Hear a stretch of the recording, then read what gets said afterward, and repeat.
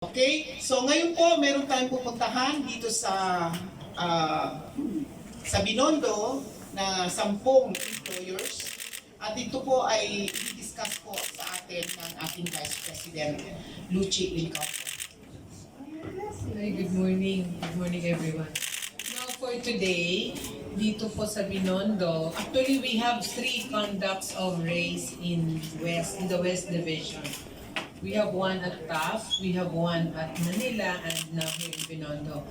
But the procedure is, we will just visit 10 employers who are either delinquent or did not register sa SSS. So for today, we're going to visit employers who, by virtue of not registering with us, naging delinquente. So, nag-operate na sila, pero hindi sila nag-rehistro. Entonces, yung mga empleyado nila, hindi rin nila pinagulog. Kaya po sila delinquente.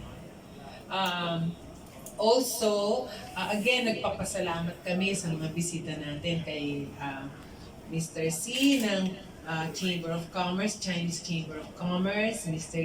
Chua, Attorney Christine, and of course, we will never forget our other friends here, Mr.